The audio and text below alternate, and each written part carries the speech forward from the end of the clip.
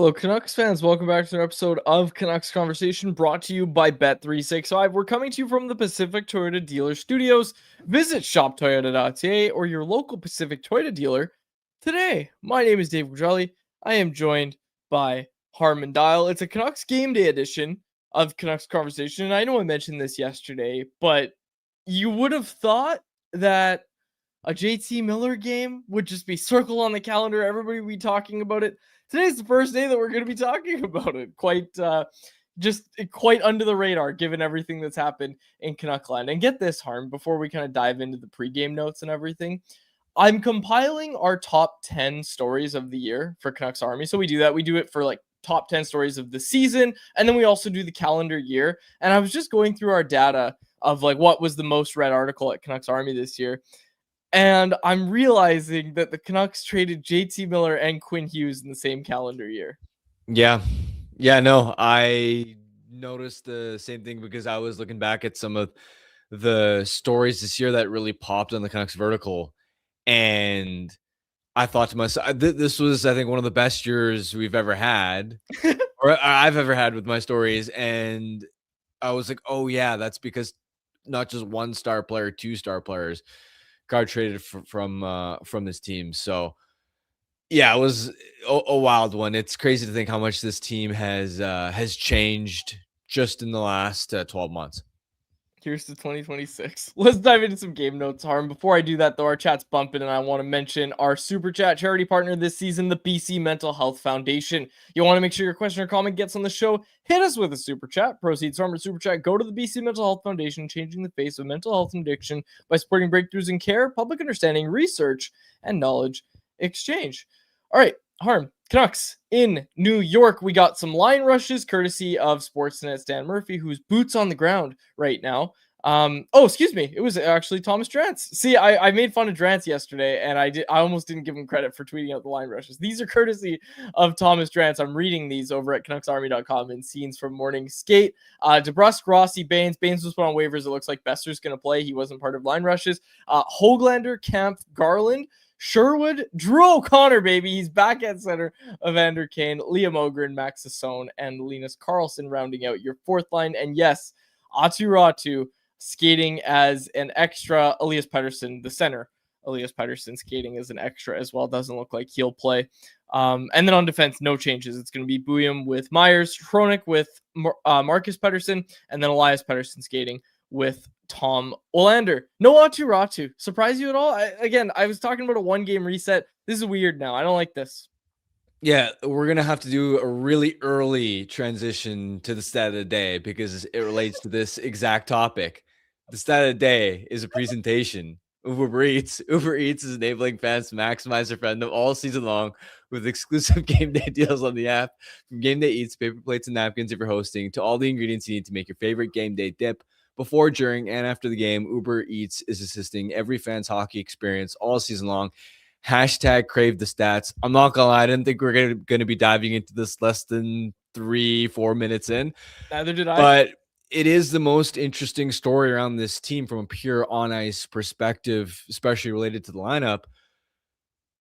I don't understand why Aatu Ratu isn't part of this everyday lineup. You just look through, first of all, the offensive production. He's tied for the team lead with 11, 5 and 5 points. But even from a defensive standpoint, where sure, by the eye test, there have been some occasional mistakes in terms of picking up coverage in and around the front of the net, in the slot area.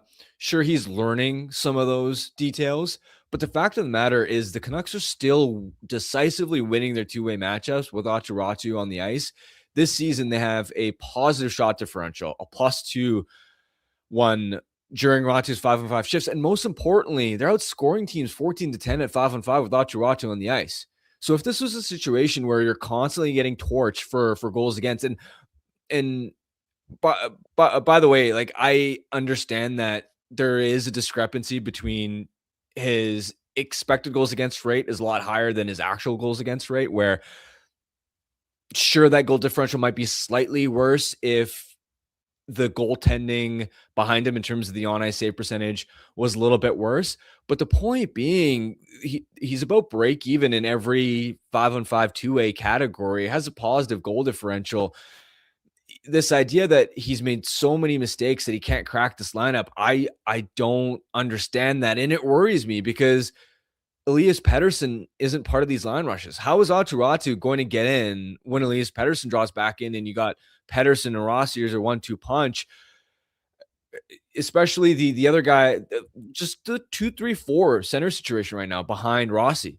It's concerning to me that David Kampf is in this lineup over Aatu. David Kampf, has he picked up his first point of the season yet, or is he still? I don't think he has a point. Zero points in 12 games. The Canucks are down 6-3 in terms of 5-on-5 goals. Think about this: 154 5-on-5 minutes with David Kampf on the ice. So that's the equivalent of 2.5 games of David Kampf minutes at 5-on-5. Canucks have scored 3 goals in that sample. He's an offensive black hole, and it's not as if his two-way metrics are way better. Then you go down the list. Drew O'Connor is mostly a winger. So Drew O'Connor at center is being slotted down the middle ahead of Aatu. Then you get to Max Sasson. By the way, congrats on the 2-year extension for him. Oh, what are you about to say about him, though? As a winger, I don't love him as a center per se. I think he's better on the wing because he's not the best in the faceoff dot. He's a little bit undersized. And just defensively, I think his skill set works better on the wing. So I look at this group and I have concerns because to me, when I look at this lineup, I would have Aatu as a center ahead of all those guys. I would have him as a center ahead of David Kampf. I would rather Drew O'Connor on the wing. I would rather Max Sasson on the wing. If you got to take a guy like Sasson out of lineup, so be it. To me, Aatu has played well enough this season to deserve a look. Conversation says playing Kampf is so good for the tank. Someone else where to go. Kelly Canuck said, hot take. They're showcasing Drew O'Connor instead of Kampf. Trade. This goes back to what I was saying yesterday, Harm. Trade everybody. Like if your coach isn't going to play the young guys, trade everybody. Give them no choice. Like that's what you have to do. That's what you have to do. Well, it doesn't make sense from either perspective, right? Winning and development. I think you're a better hockey team if you're just a head coach and you don't buy in this idea that mid-December we got to be giving our young guys a lot of opportunity. Even if you think our sole focus is winning, Aatu, I believe, gives you a better chance to win than some of your other center options right now. And I agree with you. This is a super chat here. It's a $5 donation to the BC Mental Health Foundation. It's from Matt Friesen, regular listener of the show, who said, I don't care how many defensive mistakes young guys make. When you're in a rebuild, that's the time to learn. Look at Kane, Marcus Patterson, and Tyler Myers' mistakes. Yes, basically echoing what I said yesterday when people are like, well, the young guys are going to make mistakes. Pump the brakes on Booyam. He's going to make mistakes. It's like, yes, so is Marcus Patterson and so is Tyler Myers. Good super chat. Like that. Thank you, Matt. Appreciate it. All right. We can continue this conversation about Raty and the lineup as a whole. Because Jeff Patterson's going to join us, and he's brought to you by our friends over at Greta. Join us this Saturday for our only second watch party of the year. It's our holiday watch party. Wear your Christmas sweater or a Canucks jersey, whatever you want to wear. 4 p.m. is when the game starts, but doors open at 3 p.m. at Greta. Remember, Saturday, December 20th. It's free entry. Secure your reservation by texting 604-256-4022. That number again, 604-256-4022. Reserve your spot. Come hang out with us. I've actually gotten a few people messaging me now and saying like, okay, because I had to text a number, I really put it off, but they did make the reservation. So now we're going to have a good amount of people as well. Secure your spot. You know, I'm not going to name names, but there's been some complainers at the last few watch parties. They're like, well, I have nowhere to sit. Should have made a rezo. Like, they showed up, which is great. Thanks for coming. But, you know, they're like, oh, I got nowhere to sit. It's like, yeah, because you didn't make a rezo and everybody else did. So anyway, I hope those people want to come back. But anyway, make your reservation. Let's bring him in. Jeff Patterson. He joins us now, the host of Rink Wide Vancouver. Jeff, you wrote about David Kampf's penalty killing ability and how he's improved the penalty kill. But as a second line center, and you look at these line rushes, Raty out of the lineup. I know you've been listening to this whole conversation we were having, so I just wanted to give you a chance to weigh in. Yeah, I know Harm's just slamming my boy David Kampf. I couldn't believe it, but didn't mention the penalty kill, Harm. That's where the payoff has point. come. But on the Raty thing, I'm with you guys. Like, I don't get it at all. It was the Minnesota game 10 days ago. Raty scored twice. He had an assist, a career high 3-point night. People were like begging the Canucks to play this guy higher in the lineup. And a week later, he's out for the second straight game. We saw what happened. He got a healthy scratch in San Jose on Black Friday. He responded. At one point, I think he was in on 5 of the next 6 goals that the Canucks scored. And again, like, I haven't seen these massive, embarrassing, you can't live with defensive mistakes. They're 32nd in the NHL. They're all making defensive mistakes. And so to single Raty out makes no sense, especially when a guy who's not a natural center is taking his spot and playing in the 3C hole. Like, the way they lined up there, Drew O'Connor is in the 4th line, and you're like, oh, you'll just hide him in the 4th line. Drew O'Connor is holding down the 3rd, it's middle 6 by the math of, hockey math. So, that one has me scratching my head. I know Drance asked Adam Foote after the game on Sunday in Jersey about Raty and O'Connor, and Foote kind of spoke in circles and just said, oh, Raty might get in next game. Well, here we are next game, and he's not in. So maybe he'll get in next game. Although, as you guys pointed out, the EP40 getting a lot closer with Baines on waivers. It sort of feels like that's going to open up a roster spot to activate Elias Patterson. Because I do want to see Patterson and Rossi, and I would think Elias Patterson would want to get back in the lineup where he actually has a little offensive support behind him, really for the first time since Philip Hedl went out of the lineup way back on October the 19th, which, by the way, was the last time the Canucks won back-to-back games. So they have a chance for the first time in 2 months to string consecutive victories together tonight. And I know a lot of people don't want that to happen, but it's just the way it goes. They beat Jersey, and they can make it 2 straight with a win over the Rangers tonight. Big picture, what's your concern level around, okay, you've got Rossi coming in, which stabilizes your center depth, especially when Elias Patterson is coming back. Thatcher Demko is back, healthy, 3rd start in a row for him. Zeev Buium is obviously nowhere near Quinn Hughes yet, but he's still a talented young defenseman who's going to be able to quarterback a power play and give you an offensive spark.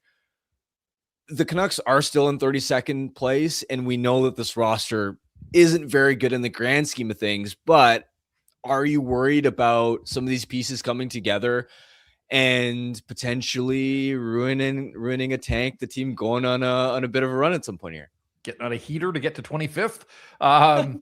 They can win tonight and still not move out of the basement. That's how far they have dug themselves a hole. They're in that situation that a win doesn't even change their spot in the standings. There's so many flaws in this lineup that the idea of them getting on a run seems far-fetched to me, but Thatcher Demko can change that equation. And so I am a little surprised that he's getting 3 straight, but really when you look at it, he played Buffalo. I wasn't sure if he would get the Jersey start with the 12:30 local time face-off there, but they went with Demko. I'm not surprised that he's starting at Madison Square, one of the big stages in hockey. And then I would think, and this is all it is with 3 games remaining, including a back-to-back, that it would be Lankinen, Demko, Lankinen, probably to take you into Christmas. If Demko ends up playing 4 or 5 on this road trip, that feels misguided to me, but I don't make the call, so we'll see where it goes. I'm not too worried about them ruining the tank. I think a lot of the damage has been done, that even if they got on any sort of mini run here, really it would just kind of let them catch up to Nashville and Seattle and whoever else is kind of languishing at the bottom of the standings. And as I said, there's so many flaws in this lineup that now they've injected 3 new guys. They're going to come in here and want to show well, and Buium did the other day, and I thought Rossi was okay. I'm in the camp that believes that Liam Ogren is very much a project, but he's young, and there are some raw tools there. I am curious to see how they're going to develop him. But no, I'm not too worried about all of a sudden, turning the page from Quinn Hughes and figuring out after the fact that Quinn was the problem here, that Quinn was holding them back somehow. They were 32nd in the league with Quinn Hughes playing 30 minutes a night and Phil Hronek playing some of the best hockey he's played all season, and they're still dead last. I don't think. Outside of Thatcher Demko going superhuman again, which I guess is possible, but the minute he gets to 3 straight starts, which is tonight, there should be some sort of like internal rule that, Lankinen gets the next game regardless. I don't care how well he plays. They can't continue to overplay, and 3 games isn't overplaying. A number one starter's got to be able to start 3 in a row, but I just don't think there's much point at this stage to run with Thatcher Demko and try and get him back into his old form, unless, of course, you are showcasing him, to see if there's a market out there for a goalie if he can stay healthy. Jeff, you obviously joined me on the emergency episode, which I appreciated. But like I did with Harmon as well, I wanted to give you a chance just in the aftermath of the Quinn Hughes trade, everything that's come out. You've now heard Quinn speak with the Wild. We've heard Bill Guerin talk about it. We've gotten a lot more information about how the trade came together. Is there anything you just wanted to add to kind of close the book on Quinn Hughes and the trade away from Vancouver? Not really. I mean, I still maintain that the reason that the deal had to go down is really frustrating and will be for a long time. I think they did about as well as they could have under the circumstances. So I don't hate the trade package in return. I just hate the reason that you had to jettison your captain and your best player and really the third star player in the last couple of years. Just still, my head is spinning really from Friday afternoon. Bouillon was impressive the other night. Goal and assist, like the goal was a fluke, let's be honest, and the assist was a second assist, but he's in on both goals that they scored. You can't ask for a whole lot more than that, but it was more about the poise. I think you can see it. Guys, he turned 20 last week. Like, he is a young 20-year-old. Like, he started the season as a 19-year-old. That part is exciting, that if you are going to strip this thing down and try and build it back up, a guy that just turned 20 a week ago is running a National Hockey League power play. Showed some flashes. He was physical at times in that hockey game. And, I'm curious to see what they do with his workload. And does he stay on what looks like the second pair, or does he at some point get a chance to play with Phil Hronek and step right into the old Quinn Hughes spot? So, life moves forward. I think we all have to turn the page at some point here. The only thing, to your point, Dave, about hearing from Quinn and seeing him after the game in Minnesota, all smiles. He was wearing the goofy hat for the player of the game, mugging for the camera, and then standing in there for 10 minutes and answering questions in full sentences. The last 2 weeks, the pouty Quinn Hughes act, in hindsight, didn't play particularly well. And look, maybe he was in a tough spot, not knowing how to handle it, knowing that he was on his way out the door. I still think he could have given us a little bit more on that side of things. That food bank interview last Wednesday, he looked dead in the eyes and just like he didn't want, to talk about it at all.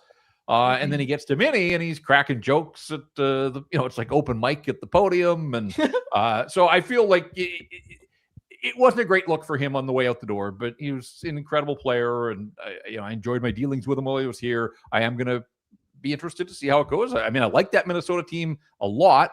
I don't know if they stack up with Dallas and Colorado 4 out of 7 come playoff time, but that Central Division is an absolute gauntlet, and it's going to be fascinating to see when the postseason rolls around. You touched on it for a second earlier. Zeev Bouillon impressing in his Canucks debut. What did you think of him, Marco Rossi, and Liam Ogren as a whole in their first games? Yeah, Ogren, I didn't see a whole lot. He drew a penalty and they scored on the power play, so that's good. He does have those tools, right? He's big and he's fast. So now he's got to find a way to make those work to his advantage, but it's pretty hard to ignore no points in the 17 games that he had played on a pretty good Minnesota team. He's a project. Rossi kind of was as advertised. I thought, you've heard Adam Foote a couple of times just raving about him making the right play, the right read all the time. He's not trying to dominate the hockey game. He's just trying to do the things that are in his control when the puck's on his stick. And I think I saw some of that, hit the post there in the second period. But Bouillon right now is the piece, right? He's replacing the guy that was out the door. There's an opportunity for him.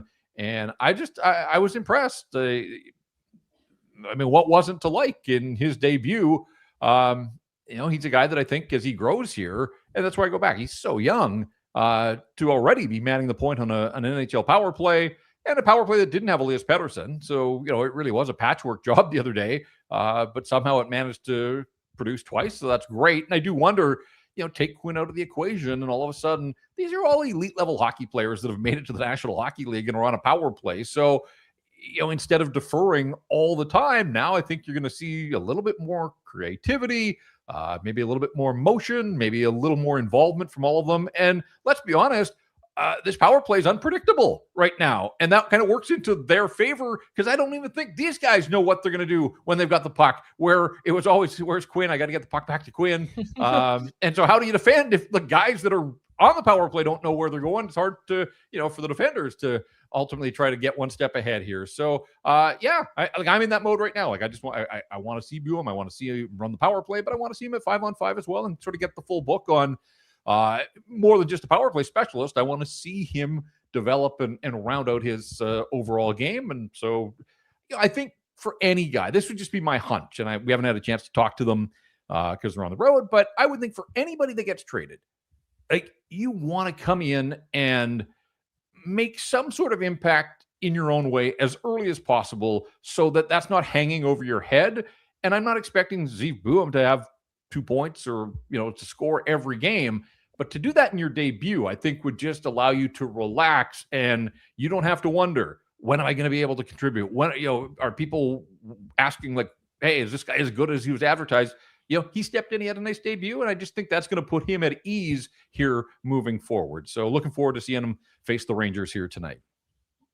Let's talk about it. The Rangers, this game, Jeff. Like I mentioned off the top, we would have been talking about this game for a week in advance. Another JT Miller game. And I mean, we've talked about how JT Miller's not having the greatest season in his first season as Rangers captain, but just your thoughts on tonight's game. I'm with you. When you said that right off the top, I agree wholeheartedly. And I think there's a bunch of factors for it. One, JT and PD have played each other a couple of times, so it's not the first time back. PD's not playing in this game, so that diminishes that storyline. The Rangers played yesterday and lost to the Ducks, so they didn't have a morning skate. They weren't around the rink. There wasn't any JT media availability. Not that he would probably say a whole lot, but when he was here for his return to Vancouver, big swarm of media around him. So that circumstance, and then of course the trade is still dominating the headlines here and all the fallout from it. So and it does sort of feel like an afterthought. The Rangers lost to the Ducks, so I would assume that they're going to be a little bit owly. We all know that they've sucked on home ice all season long. Mika Zibanejad gets back in their lineup. He was a healthy scratch last night because he missed a team meeting, so they're better with him in their lineup. They're without Adam Fox, who is their second leading scorer, so they don't score a ton, and now you take their second leading scorer out of the equation. Of course, CP40 is out of the Canucks lineup for a fifth straight game, which that one's become – this guy took a warm-up. We thought he was a game-time decision 5 games ago, and now it's turned into, here we go again, a week and a half on the shelf, but it sounds like he's getting closer, and I know Adam Foote said today by the end of the road trip, so if he's not playing by the end of the road trip, then you really do have to wonder, but there are 3 games to come after this one and a couple of days off before they face the Rangers on Friday, or the Islanders on Friday. Rangers don't score much. They don't give up much. And it looks like it's going to be Jonathan Quick. And you think, oh, another backup for the Canucks. Jonathan Quick, who turns 40 next month. His numbers are outrageous this season. And of course, he shut the Canucks out on October 28th. So that's part of it. He's only made 7 starts, but I think he's given up 13 goals total in those 7 starts. So yeah, maybe a backup, but when he gets in there, he's still able to deliver. And so it's not going to be easy. There are no easy games for the Canucks. And I think, 2 guys, it's important to note, like, yes, they beat the Devils the other day. They also got outshot 21-8 over the final 40 minutes. They didn't try to score in the third period. They had 1 shot on goal, and it came from outside the blue line. You're not going to win many games when you have 10 even strength shots over 60 minutes. So yes, they beat a banged up Devils team, a lot of it on the back of Thatcher Demko. But for people that are like, oh no, here come the wins, they're going to ruin the tank. If they play that way and they play that game, most nights they're not going to win. But Thatcher Demko does have that ability to swing things, and they don't score 2 power play goals all that often. I think it was the 5th time they've done it this season. It all added up to a win the other day, but it's sort of playing with fire. They had 10 even strength shots over 60 minutes of hockey and somehow ground out a 2-1 victory. J-Pat, what would you like to see next from this organization in the aftermath of the Quinn Hughes trade? More specifically, beyond just the pending UFAs, the Kiefer Sherwoods, the Evander Kanes that we expect this team to shop, how aggressively do you want to see them perhaps looking at moving some of their veterans with term? And I understand some of them have trade protection and you're going to need to have conversations, but it's not like no trade clauses and no move clauses have prevented players from being traded in the past. If both sides agree that it's probably not a fit, you're usually able to come to a resolution. And you've also got in Connor Garland and Thatcher Demko, a couple of players who have extensions kicking in next season. And because of that, their no move clauses don't kick in yet. You have free reign to do whatever you want with those guys. So with those veterans that have term left, how aggressive do you want to see the Canucks potentially be about shopping and selling, or do you want to keep as many of these vets as possible?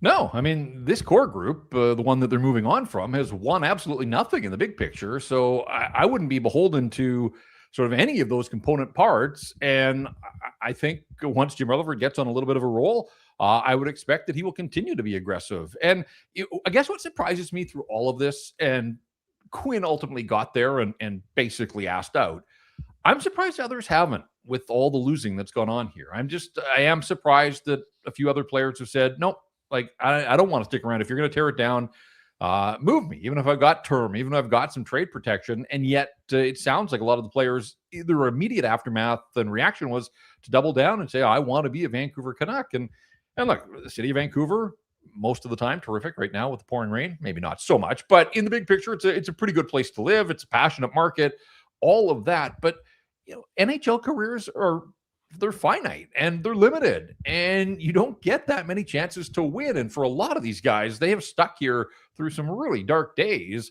I am surprised that at least one more of the veteran guys, part of that old core, hasn't said, you know what, maybe it is time to seek out greener pastures and give myself a legitimate chance to go and win somewhere. So I hope they have those conversations. And if guys are on the fence, then I would say, no, see what you can get for them, put them on the market.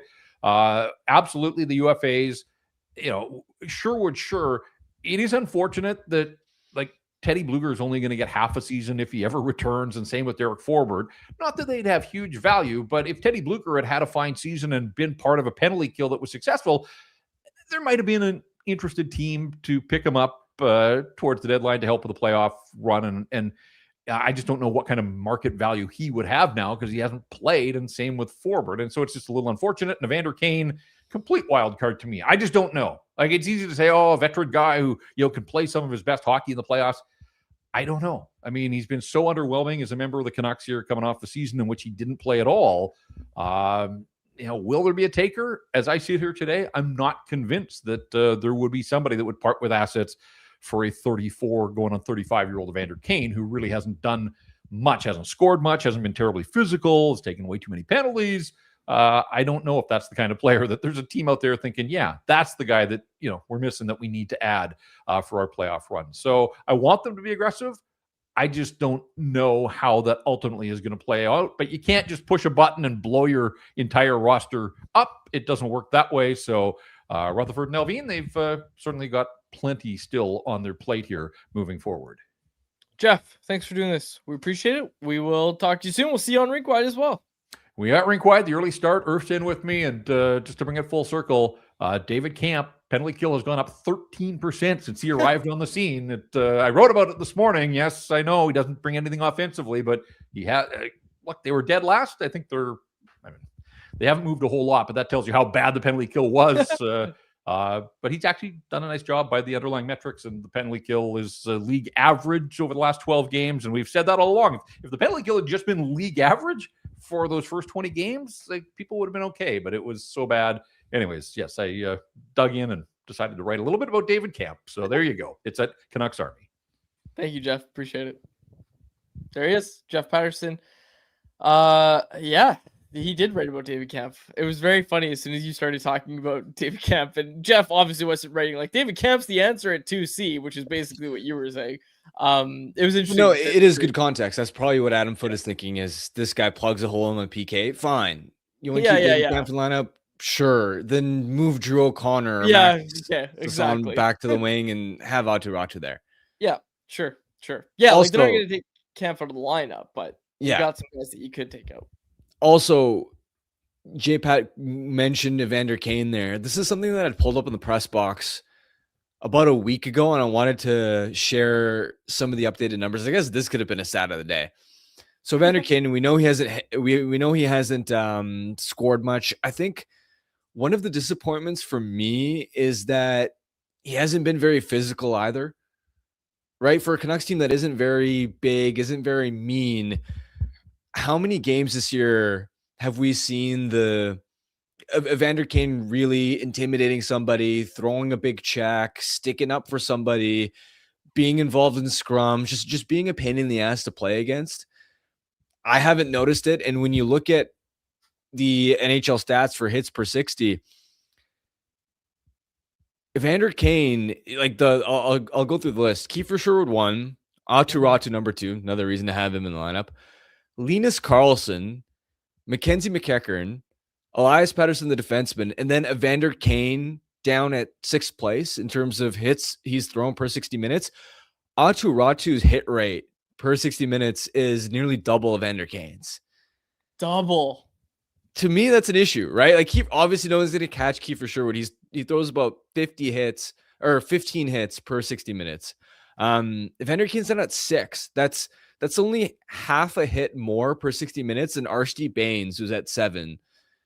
And of course, today landed on waivers. So the lack of physicality has disappointed me. And I think a large part of it is he just looks really slow out there. To be able to hit guys, you need to be able to catch them to a certain degree. And Evander Kane on the forecheck, it feels like he's half a step behind a lot of the time. And lately he's gone a little bit quiet offensively again, after there was a brief stretch where in November, I believe he had 9 points in 14 games during one point. But yeah, really, really underwhelming stuff from him.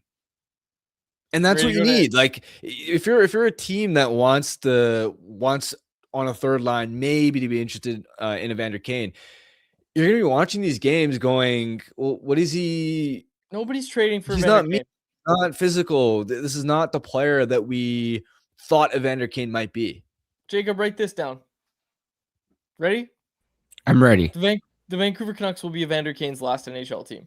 Write it down. Whoa. Wow. Okay. Yeah, wow. They're not getting anything for Evander Kane. He's not getting signed in the offseason. Let's stop this, okay? And I say that as somebody that was so excited about him coming here and was just so pumped talking about him on the show. Like, yeah, this guy's going to be... I'm done talking about it. Write it down, Jacob. All right, let's go to anyone else. Let's get to anyone else. It is a presentation of our friends at Pacific Toyota Dealers. And the Toyota Prius plug-in hybrid, a no-compromise approach to electric vehicles that offers the best of both worlds. Drive up to 72 kilometers on battery alone, enough to get you from downtown to the rink, the grocery store, and home to recharge. You can seamlessly transition from electric mode to the gas engine for a combined range of 962 kilometers. There's no sacrifices when it comes to horsepower style with its sleek, low, and wide exterior and sophisticated interior. It's loaded with tech that's actually easy to use. You can plug in to recharge at home or at one of the over 2,000 public charging stations in BC alone. And now you can lease a 2026 Prius plug-in hybrid SE from $109 weekly at 3.99% APR for 64 months with $3,300 down. Visit shoptoyota.ca or your local Pacific Toyota dealer today. All right, we got a couple super chats here. Yeah. They're in our private chat if you need to scroll up. Just one, right? Just one. I already read one from Matt Friesen. Yeah, and we got one from Nothing is Perfect and Owen Jay-Z. Perfect. Let's start with Nothing is Perfect, who said, can someone explain to me why Foote insists on playing DeBrusk with Besser and Höglander with Garland? It's like having the same winger on both sides. Honestly, I'm starting to struggle just to dive into line combinations. It's starting to become a struggle for me where I'm just like, I guess deck chairs on the Titanic. I'm just like, I guess that could work. I guess that's different. I like Höglander and Garland together. I think those two showed well together in the past. And again, I think I told you to write this down too, Jacob. I said it'd be 3 games before Nils Höglander's back in the top 6.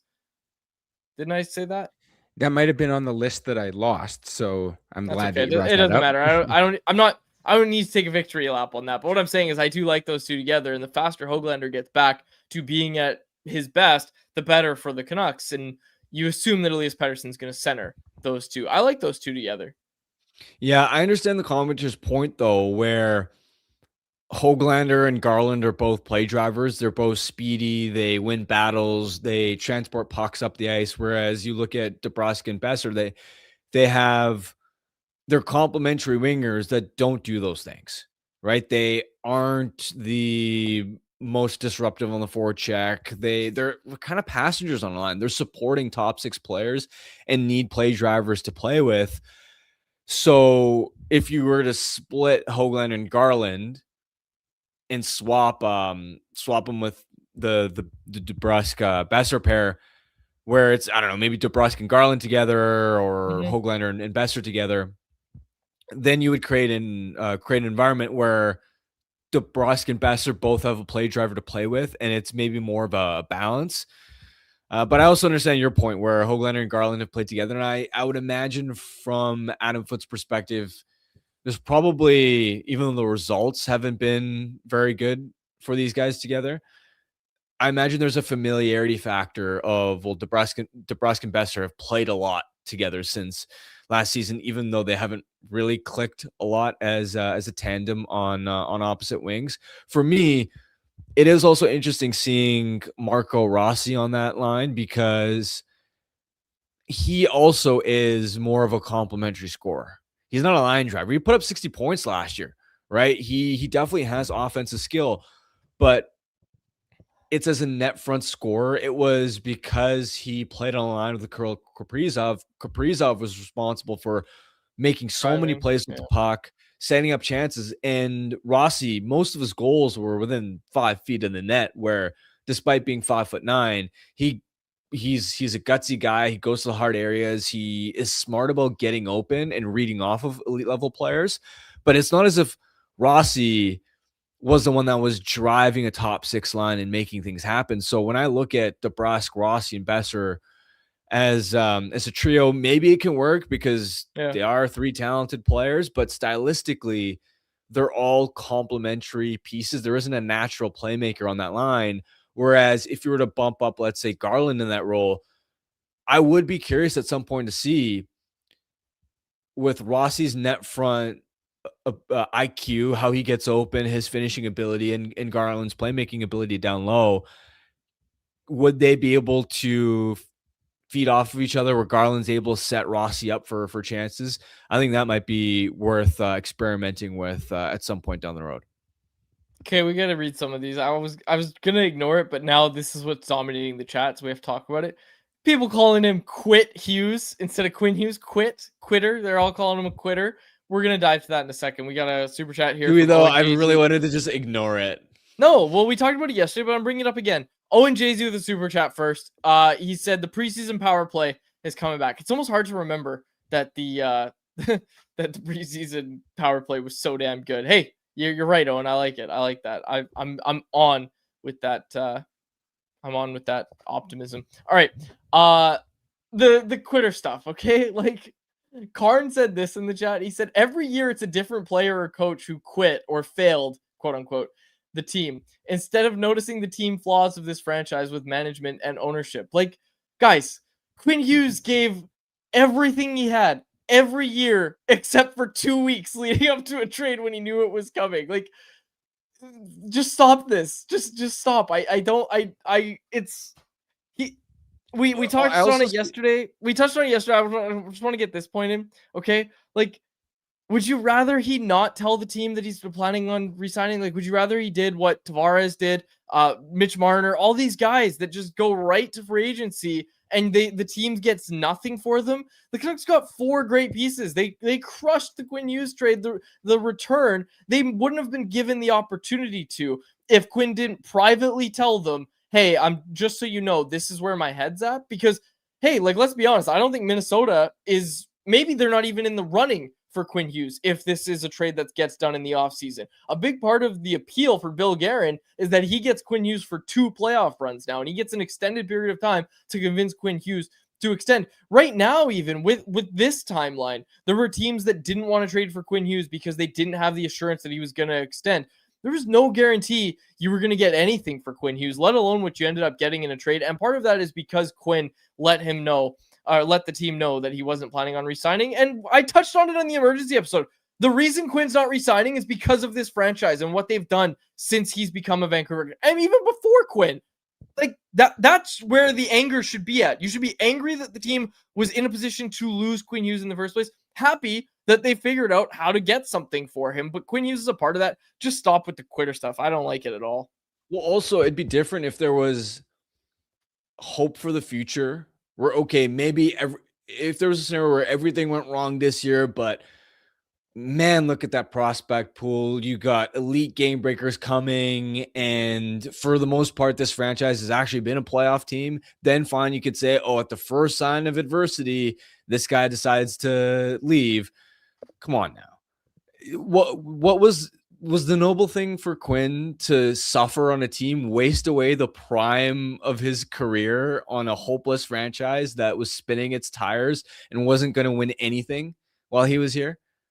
Like, is that what you wanted to see? You wanted to see a superstar, borderline generational defenseman waste his career, never really have a chance to compete in high stakes games because that would have been the loyal thing to do. Yeah, like just stop. Come on, guys. Come on. Silly. It's silly. And hey, I like this from JLo in the chat, who said, if he didn't quit, he didn't quit. He's just taking a break. He's coming back. Don't forget what I said yesterday. Don't forget what I said yesterday. Yeah, and then and as Little Boss is pointing out, there's people just making stuff up. Someone in the chat said that Quinn informed them after the 24 playoff run that he was planning on leaving. I don't think that's what happened. I think what Rutherford said is he had the feeling that Quinn might be out the door at some point, and hence why Rutherford brought up the he wants to play with his brothers thing pretty early. Like, he brought that up kind of unprompted, out of nowhere, kind of started that whole thing. But make no mistake about it, like, Quinn didn't tell them he was leaving, or he didn't even tell them he was leaving. Quinn didn't inform the team through his agent that he wanted to look somewhere else and look elsewhere, and that he wasn't planning on re-signing. That didn't come till American Thanksgiving. Like, that's what Rutherford said. That's what Quinn said. That's what the insiders are saying. Like, yeah, there's obviously some semantics going on, but it's just funny. It's also, we're talking about a player that earned the right to be an unrestricted free agent in 2027.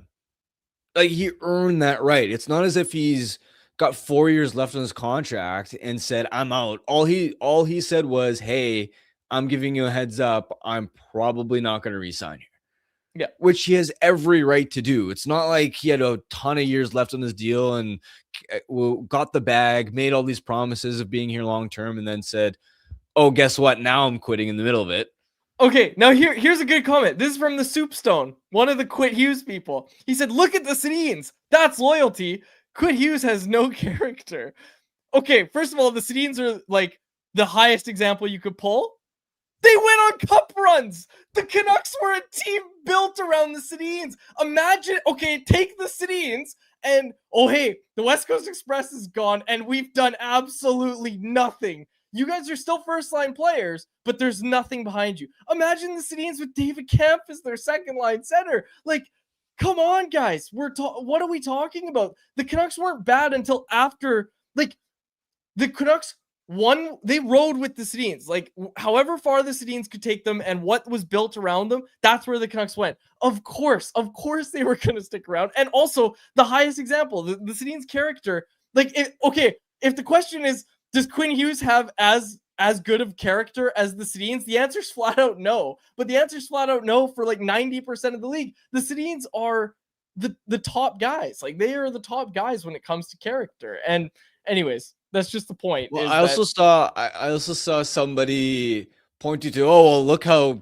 loyal Sidney Crosby is on a team, and it's like the guy's already won 3 Stanley Cups. Exactly. Like, stop pointing to players who have been to Cup finals. Like, there it is. Did Quinn Hughes think that the Canucks were going to a Cup final anytime soon? No, he didn't. Connor McDavid's put himself in a position where, even though the Oilers have been to back-to-back Stanley Cup finals, by only signing for 2 years, he's given himself an exit route.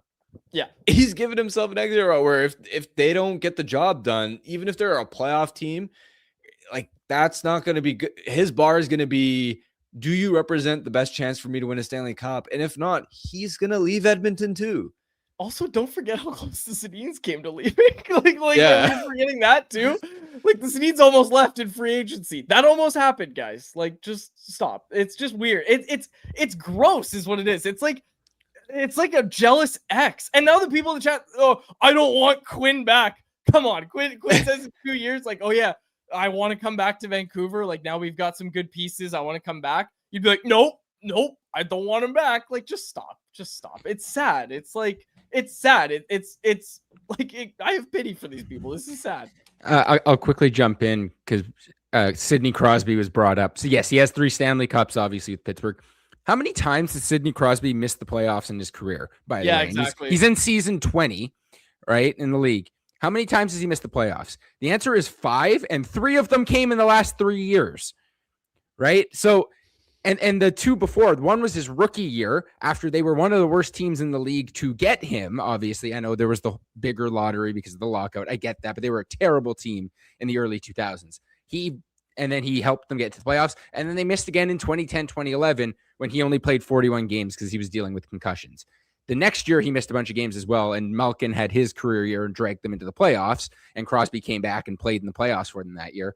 And then they didn't miss again until 2023. So, like, yeah, I get why people are talking about Quinn Hughes. Like, oh, yeah, you know, he quit on the team. But look at Crosby. He never quit. But yeah, because Crosby had Hall of Famers playing with him for almost 20 years. Do you know how insane that is? Yeah. That's not. And here's one. Go ask any player on the Canucks if Quinn's a bad leader. If they have hate in their heart for Quinn for leaving. Like, go ahead and do that. And even, hey, off the record after they leave, whatever. Okay, just anyways, this is silly. I don't want to talk about Quinn Hughes anymore. Can I just say that? Can we put a little ban on Quinn Hughes talk? Okay. Cool. We're done. We're done talking about Quinn. He plays for the Minnesota Wild now. All right. I had to bring up, Braden Coots as well. Did you see this today? Not only is Braden Coots going to make Team Canada's World Junior team, dude's playing power play 1 with future line mate. Gavin McKenna. Oh, Harm, you are getting it. You are starting to understand it. Future line mate Gavin McKenna and Braden Coots on the same power play unit. That's power play 1, right? That has to be. Yeah, it has to be. There's no way they put Gavin McKenna on power play 2. Yeah, power play 1. Really liked to see this. Braden Coots today at the at practice. It was really cool. So I just wanted to make sure we mentioned it because there's a lot of questions about, is he actually going to make the team? Like, if you're getting power play 1 reps, you're making the team. Yeah, and first of all, a power play unit with Parekh and McKenna on at the same time is just such a nasty starting point. The interesting thing when it comes to constructing a power play for some of these international tournaments is a lot of these players have to adjust to different roles or fewer puck touches, where Braden Coots in Seattle, for example, especially because he doesn't have a lot of talent around him there, the entire power play runs through him. So everything is funneled through him. He is the guy. He gets the most puck touches. It's on him to dictate, to dominate, and he's not deferring a lot.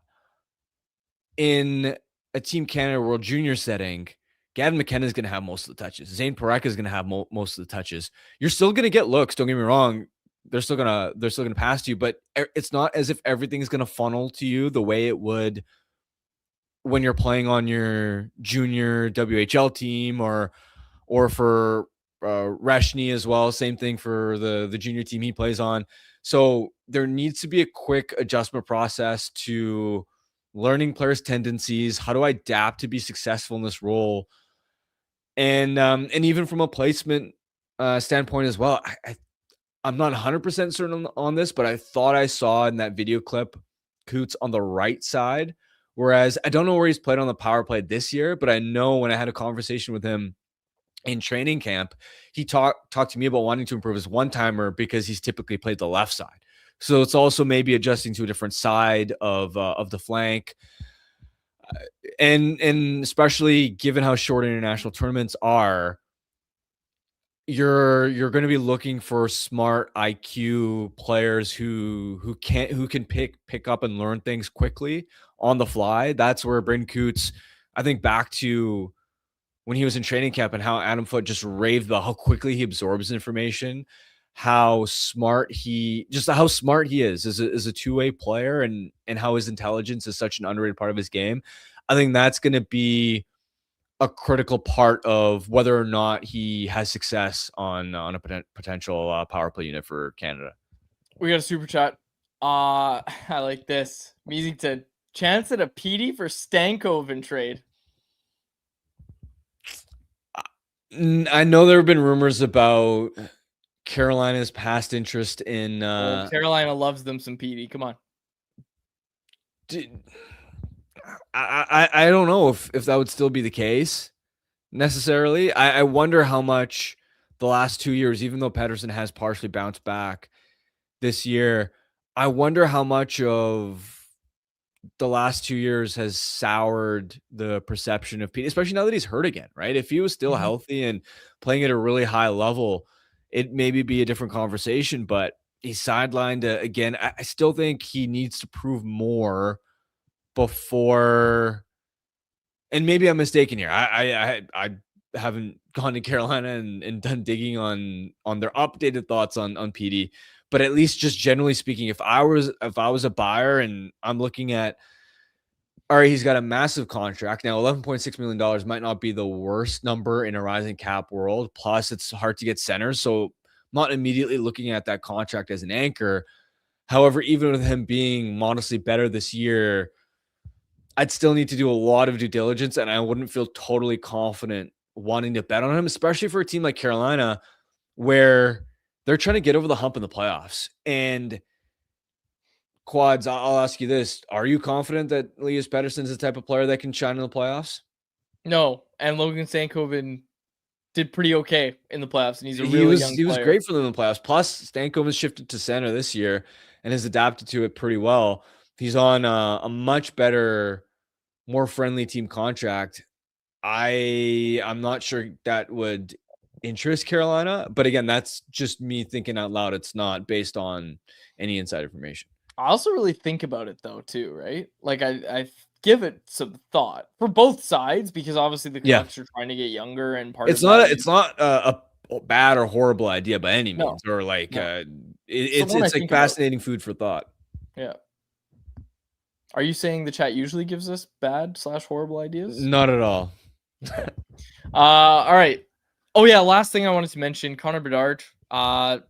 We didn't even get to it because of how much stuff was happening with the trades and everything, the trade going on in this city. But Connor Bedard, he is going to be out till at least January. Probably not great for his Olympic chances, and in kind of on the same coin. Bo Horvat hurts his leg. It looked like a really bad injury. I think he's out kind of. Did they give a timeline yet on Horvat? I haven't been able to check. Let's see. I'm going to just look it up. Brendan Hagel as well got elbowed by Seth Jones. I haven't seen whether there's been an update on his status, but Brendan Hagel has been a beast again and absolutely belongs on that team. He'll be on that team. Cooper's the coach. He'll be on that team. If he's healthy. Yeah. I'm just talking. Of course, he's going to be picked on the team, even if he's hurt, but he's got to, like, it's another head injury. You never know head injuries. That's true. Okay, Horvat's only out 1 to 3 weeks, so it shouldn't jeopardize his chances. And then the last thing around the league, new Buffalo GM, Jarmo Kekalainen. I don't know who pulled it up. I apologize not being able to give credit properly, but someone brought up that it's like the first Sabres GM that wasn't a first-time GM in like 30 years or something like that, like since 1979 or something absolutely crazy like that. Yeah, Jarmo Kekalainen, back in the saddle, although. As soon as he was hired as a senior advisor, exactly. He's been on the job 8 months. Like, what are we doing? That would be the worst feeling if you're Kevin Adams. Yeah. And I mean, he deserved to, probably based on his job performance, be let go a long while ago. Yeah. And even just, have you seen his background where he ran Terry Pegula's like hockey academy for youth out of the Harbor Center, and then was a VP on the business side, and then immediately went into becoming an NHL general manager. Like, the guy basically had no NHL hockey operations experience. Anyway, wild that he got that job in the first place based on his lack of credentials. But can you imagine how it would feel in that moment to, former GM is hired as your senior advisor, and just knowing that this guy is probably your replacement in the wings? How awkward would that be to work with Jarmo Kekalainen in that kind of environment? Just a little bit weird. You should just made the change back then, but Sabres have cheap ownership, so they probably thought, we'll get away with if we don't want to fire Adams too early and have to pay him extra long for not working for this team. Anything else from you or Jacob? Either of you? No, How's feud surveys, Jacob? We need a few more. So if you haven't filled out the Family Feud survey yet, in the description on YouTube, on Facebook, on AudioPod, if you're watching or listening anywhere else, just go find us on our YouTube channel, Canucks Army. All right. I'm back on track. My Detroit Pistons took care of business yesterday. They were underdogs, and we called it. Yeah, just no notes, nothing to say. Tonight, we are going with the San Antonio Spurs. They are taking on the New York Knicks. How do I pick double? Well, you could take a parlay of over points and over rebounds. No, I know what a over points and over assists. No, I think there's a prop for doubles. There probably is. I don't know where it is though, because I don't bet on the NBA. Found it. Victor Wembanyama. All right. Last 5 games, he's got a double 4 times, and then the last game he didn't get one. Tonight though, he's getting one. We're riding the Wemby train. That guy, when he plays, we like him. You can get Victor Wembanyama double at plus 120 odds tonight. You can get that at Bet365, whatever your bet is. It's never ordinary at Bet365. Download the app and get on the game. Use the code NATION at Bet365. Must be 19 plus to play. If you choose to play, please play responsibly. We will wrap it up there. For my co-host Harmon Dial and our technical producer Jacob Lazar, my name is Dave Bujarelli. Thanks so much to the episode of Canucks Conversation. Canucks Conversation is live Monday through Friday, every weekday at 2 p.m. over on the Canucks Army YouTube channel. Make sure you like, subscribe, and interact in the YouTube live chat every day with us, folks.